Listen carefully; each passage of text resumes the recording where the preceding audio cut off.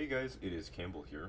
Today we are going to be going through solving question 1 on the AP Calculus AB/BC exam from 2024.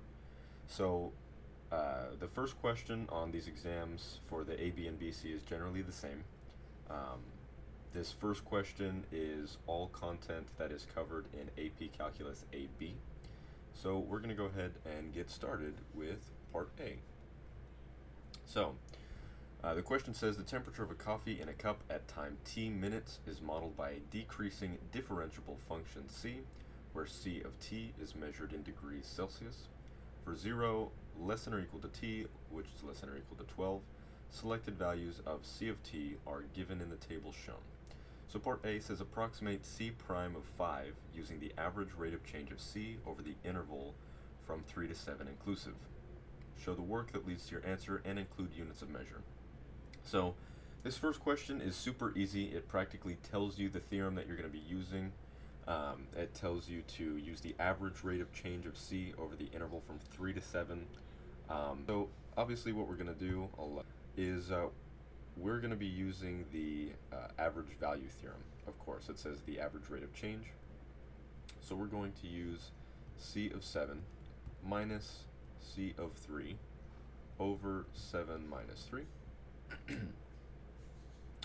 And that should give you, of course, we're going to look at our table here. C of 7 is 69.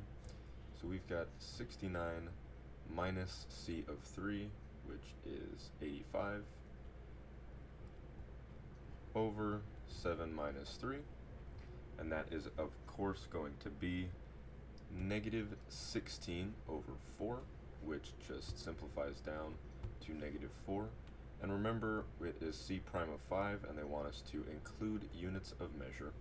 And so that is going to be degrees Celsius per minute, or negative 4 degrees Celsius per minute.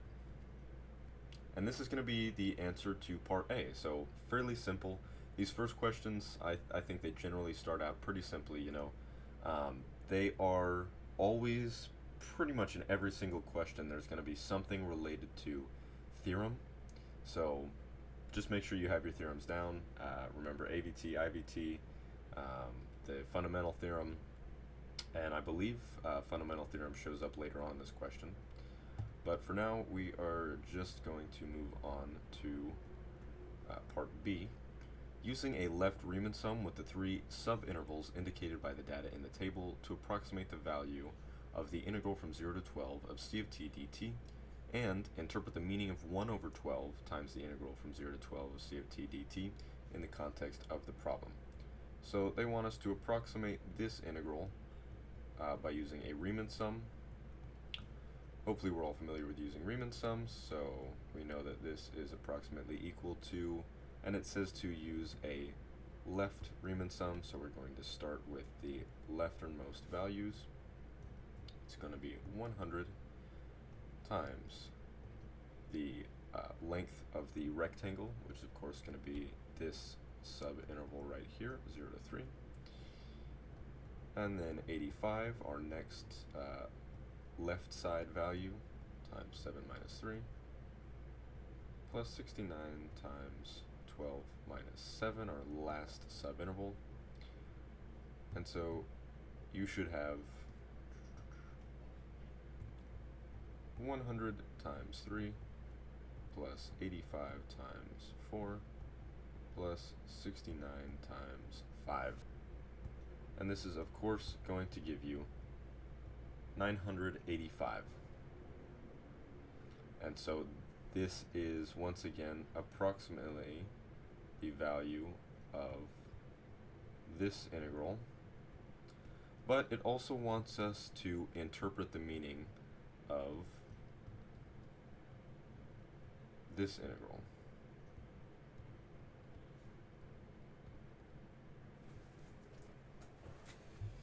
So it's not asking us to solve that. It's not asking us to use our former answer, this one, in response to this question. It's simply saying interpret the meaning of this integral. And so remember, when you have a fraction in front of an integral, that is representing the average value within that integral. So the function that we're integrating is the temperature over time, the degrees Celsius over minutes, right? And so this average of this integral, this average value, is going to represent the average temperature in that time interval. And so we're going to say that this integral represents the average temperature in degrees Celsius from 0 minutes to 12 minutes. When you're doing these questions, I definitely recommend that you give the units, whether it is going to be time in minutes or seconds. Don't just say it represents blah blah blah from t equals 0 to t equals 12, because the grading is sometimes very, very strict, and they won't accept t equals 0. They actually want to know that you know it is explicitly referring to minutes in the question. And so that is all, and that is going to be our answer to part B. Alright, now moving into part C, it says for 12 to 20 inclusive, the rate of change of the temperature of the coffee is modeled by C prime of t equals negative 24.55 times e to the 0.01 t all over t, where C prime of t is measured in degrees Celsius per minute. Find the temperature of the coffee at time t equals 20. Show the setup for your calculations. Now, this is pretty standard wording for an FTC question, a fundamental theorem of calculus question, where you are going to be given the derivative of a function. In this case, it's our degrees over time. And you are asked to find the temperature at a given time. Now, obviously, you can't simply plug in the time because it is the derivative. So all you'll get is the rate of change at that time and not the actual temperature at that time.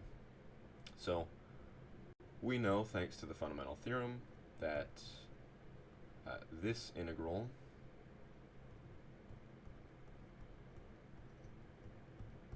is going to be equal to the temperature at 20 minus the temperature at 12. So what we need to do is get out our graphing calculator, and we need to integrate the actual function. So what you're going to be plugging into your calculator is this.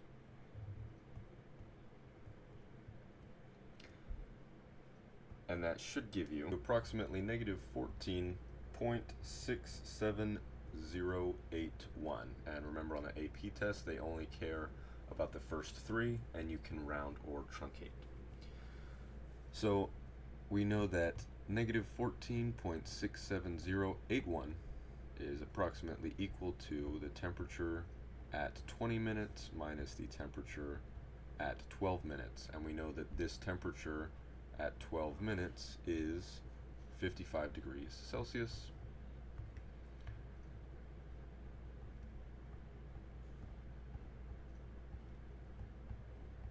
And so we simply add it over, and we know that the temperature at 20 is going to be approximately 40.329 degrees Celsius.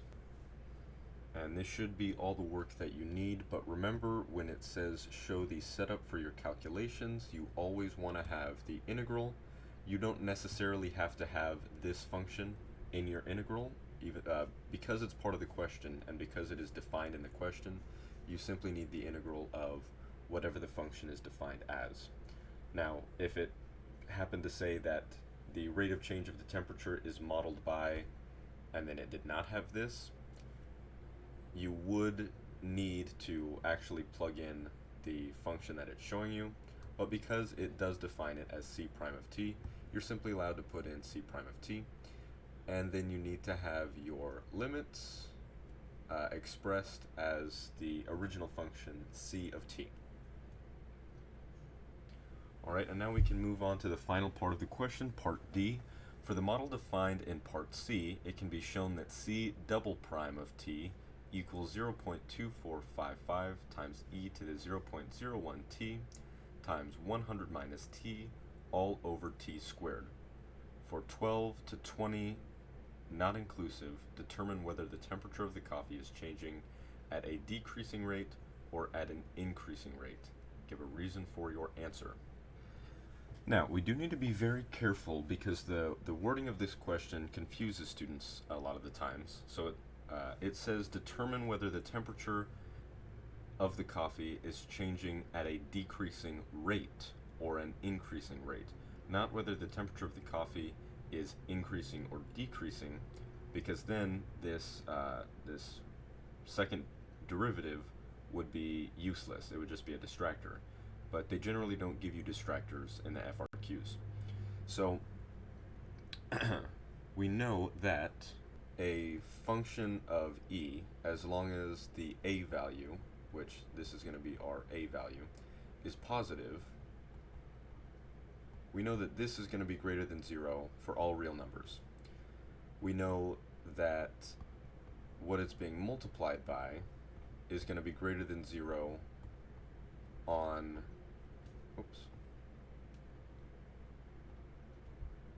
the interval from negative infinity to 100. So we know that on our interval 12 to 20, the top is always going to be positive, greater than 0. And we know that the denominator, t squared, well, that's going to be greater than 0 on all real numbers. So we know that the second derivative is always going to be positive, at least on the interval that we are given. So we say that since c double prime of t is greater than 0 on 12 to 20, the temperature of the coffee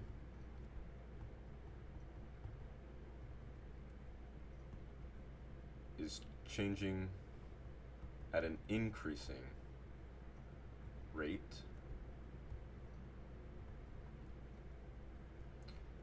and if you feel the need to further justify before this, you can say, since this function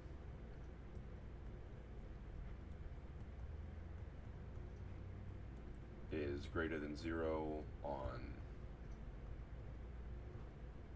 negative infinity to 100, and since this function is greater than 0